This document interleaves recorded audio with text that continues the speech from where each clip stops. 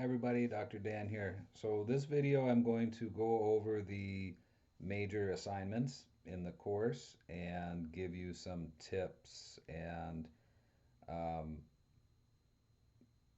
talk about the rubrics and the basic instructions. You know, it's all in Canvas, right? You go to the assignments tab, you can look at the major assignments, or you can find those assignments in the week by week modules. But, you know, it's just helpful to kind of hear I think, hear my explanation of basically what I'm looking for, um, even though it's all spelled out really directly, I think, in those assignment descriptions. I can just kind of talk you through. So, project one for the course, strategic and analytical memo. I think this is a fun exercise, actually. You're given a very distinct scenario and you're asked to write a memo. So that's your genre. Keep that in mind. Memo. You know, there's sample memos in the textbook. A memo, we're basically producing memos and letters in this class for the most part. They're not accessibly formatted documents. Don't use templates.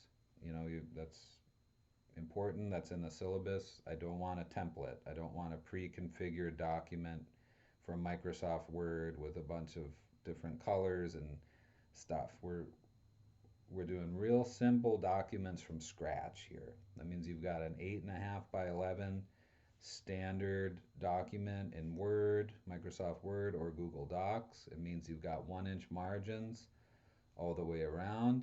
Just use Times New Roman, size 12, make it black, and that's it. We don't need different colors, we don't need weird stuff. Keep it real simple. We're really focusing on clean document layout and clean writing. That's what I want to see. I don't want to see blue headings and big color bar at the top and a bunch of different fonts. You're gonna get that's in the rubric, right? You're gonna get docked points if you're not using clean formatting, edited formatting. Um, we want just your basic genre approach to these documents. So that's single spacing, using headings to separate information. Make your headings bold. I think that's probably the cleanest look. Bold heading, overview, bold, return once, start typing. Single spacing means you might need to adjust the default paragraph spacing settings in Microsoft Word. You got to go to paragraph settings, find before and after paragraph spacing, and set it to 0. By default, Microsoft Word will make your return key or your enter key add extra space between paragraphs. And that makes it complete. I don't know why they do it. It completely destroys your document layout. It'll make your documents look really wonky. There'll be extra space between your paragraphs. There'll be extra space between anywhere where you hit return once and it thinks you're making a new paragraph. So remove that and then set it as your new default forever. Paragraph spacing, paragraph settings, before and after paragraph spacing should be set to 0. It's also true in Google Docs or LibreOffice, any word processor, because that will override your line spacing setting. Paragraph spacing settings override line spacing settings. So that means if you have those settings wrong, if you have them set, I think by default it's at 6 points or something. If you select all the text in your document, and choose single line spacing, you'll think that you've set your document to single line spacing, but visually, that paragraph spacing, after paragraph or before paragraph spacing setting, will have overridden, it will override the line spacing setting, so it won't be true single spacing. It's a nightmare. And so, like, for the sake of your points, make sure you check that. That's paragraph settings, before and after, paragraph spacing, set it to 0. Then make sure you single space the entire document. That's going to give a clean layout. The second part is, look at the samples in the book, and block formatting. I want to see block formatting, which means everything's left aligned and you're using returns to create just a single line of space between paragraphs. That's block letter formatting. It's also block memo formatting. The only fundamental difference between a letter and a memo really is just the information at the top of the page. A letter has the date, return, address block, return, address block, return, salutation, comma or colon, return, start your letter. A memo has to, return once, from, return once, date, return once, subject, return twice, and then create your first heading, return once, start your content. There's lots of samples there in the textbook. Single spacing. So really it's that to, from, date, subject. That's the memo heading. It kind of looks like an email, right? When we're writing memos in this class, you can kind of imagine, oh, I'm writing like a long form email or something like that. Very few companies do printed memos anymore. Actually, very few people do printed letters, really. I mean, there's quite a bit of that in the U.S. still, of printed correspondence from companies and that kind of thing. But when you're applying to jobs, you're going to send in a PDF. It's a digital version of your cover letter, like 9 times out of 10 or 19 times out of 20. We don't really mail in job application materials anymore. That's a thing of the past. Even in my life, I never really did that. It's always been online job applications for the most part. I kind of grew up in that big digital shift period where we were phasing out of the snail mail communications, basically. Okay, so that's just talking about some basic formatting stuff. If there's no universal style guide for corporate or nonprofit organizations for citing things. So I'm not super picky about, we're not using MLA or APA, but if you will have to cite data and facts and figures to accomplish these assignments. So just use some kind of simple, like embed a hyperlink or put footnotes or endnotes at the end of your document. I think that looks really clean. That's an elegant solution. You can even use a superscript. Here's, at the end of your sentence, a tiny number 1, and then at the end of your document, tiny number 1 corresponds to, here's the URL or the title of the article where you found that information. Just use common sense, really. If you're citing a fact, figure, statistic, data, make sure that the reader could find it so that they can check where that information comes from. And the reason why we're not using a specific style guide is just because there's no universal standard in workplace settings for citing information. So just a general reference is completely acceptable in most business applications for this kind of documentation. So either endnotes or footnotes or hyperlinks inside the document are totally fine for citations for these assignments. Now make sure you're editing carefully and then follow the directions for either memo formatting or letter formatting.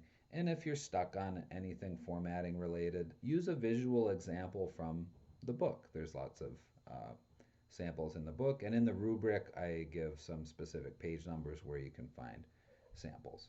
So when I'm grading, I'm looking for these 4 characteristics. I'm looking for, did you follow the directions? So you've directly addressed the prompt. I'm looking at the second bucket is editing. And have you used professional language? Is it very objective? You've avoided emotional language. All the best practices that our textbook talks about, we're not using passionate emotional language. We're very fact-based in professional business settings. We're citing facts and figures. We're using well-reasoned arguments. We're making reference to data. It's objective. It's not emotional. There's no emotion in a professional document, really.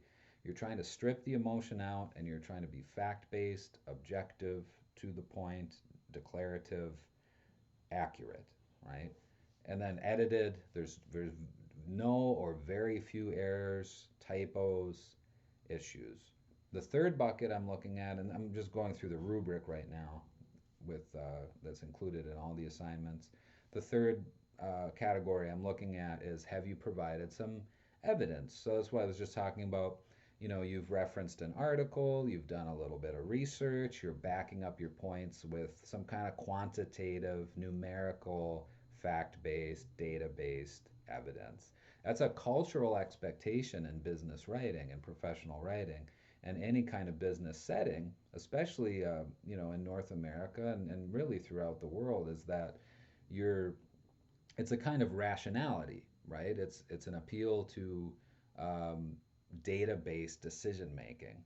If you're going to make some kind of argument, if you're going to be presenting some kind of information, back up your case with some real hard evidence from a decent source. Um, the standards in business are different, though. It's like, you know, you're outside the scientific community. Do you always have to go directly to the peer-reviewed research? Not necessarily, right? Business settings can be a lot more casual. Sometimes you're referencing industry reports or web articles, in which case you better check the credibility of that article and make sure it's a decent source, right? Um, but that being said, there's a little bit more of a loosey goosey workplace. Not that you're never fabricating information. You're still trying to be very accurate so that you can make a good database decision. But fundamentally, are you always necessarily going to the peer-reviewed scientific evidence? Probably only in the cases where it really calls for that. If you're making a serious decision and there is available literature about that in the peer-reviewed journals. But like for the purpose of these assignments, the kind of like industry articles, web articles, reliable news sources, those are probably going to be more fitting for most of the assignments in this class for the most part, unless you're compelled to find very accurate peer-reviewed information for a specific point. And then finally, formatting. So those are the four categories I'm looking at in evaluating your work. Did you follow directions and respond to the prompt? Did you edit the prompt and use professional language and best practices? Have you provided evidence, links, sources, quantitative evidence, data to back up your points? And then have you formatted it correctly? Does it look like a letter if it asks for a letter? Does it look like a memo if we ask for a memo? Well, that's the basic thing. So project one then, you're given a very specific situation. Follow the prompt, and then it's kind of a fun creative thinking activity. Um, and then format it in with as a memo and practice writing distinct headings to logically separate your information, so that maybe like overview, findings, major findings, your analysis of that data, and then what recommendations would you make based on that, and practice that really clean formatting, single spacing, Times New Roman, size 12, black on a white background, really clean formatting. That's going to get you a good grade, right? Project two is a little bit more involved. It has three parts to it. You're writing a cover letter as if you were applying to a real job. And then you're also going to use ChatGPT or Gemini. That's the Google AI text generation product. And I have a whole video about using those tools. You can watch that in Canvas. But you're going to use some kind of AI text generation tool like ChatGPT or Gemini. They're free versions that are available to you. Use those to help you write a cover letter. And then the third part is you write a memo where you evaluate, compare, contrast, and analyze whether that technology was successful. I think that's a really cool activity to practice working with AI tools and then to reflect on the process and the apparent strengths and weaknesses in using AI to assist you, artificial intelligence, text generation, chatbots to assist you in the job seeking process. Project three is a letter. That's a little bit more of an ethical question.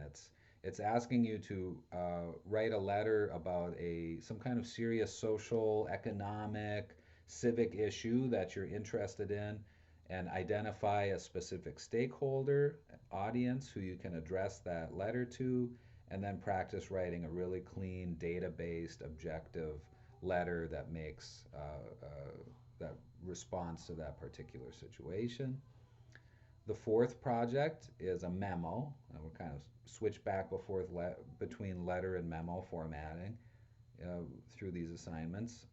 Project four, you're going to look at a public LinkedIn page of a professional who works in your field or the field you're interested in working in. You're going to analyze that LinkedIn page and come up with some reflections about their career pathway. And that's a useful exercise to help you think, kind of help you plan your own career out, but also to think about, how are, what steps has this person taken to get to the place where they are in their career? And then how have they presented themselves publicly in the social media page on LinkedIn, which is a professional networking site that you could use? What kind of takeaways do you have that you could use yourself if you someday create a LinkedIn page? Maybe you already have, right? And then finally, we come to the final exam, where, again, I think it's kind of a fun scenario where you're writing a cover letter to a lender at a bank and you're explaining your request for a small business loan. And so it's a fun exercise where you really think, okay, if I were going to start a business, what would it be? It could be anything. And then how would you use those funds? And then creating a really cleanly written cover letter using headings, using data to support your case, back yourself up, really learning how to cleanly, articulately advocate for a particular position, backing it up with data, and then really clean organization where you're explaining how you would use those funds. Sorry, I went a little bit longer here than I wanted to. I wanted to just look at, the major assignments for the course. I wanted to talk about the basic formatting guidelines. I wanted to talk about the rubric and how I'm going to be grading. Where do the points come from? And then I wanted to kind of describe each of the assignments so you have a general idea of what we're going to be doing. I'll cut myself off there. As always, you have any issues or questions, get in touch with me. We've got the Writing Center on campus you can use to help you. We've got our nice textbook with examples and samples in it, and I'm here to help you. I want you to do well in the course, so good luck with everything.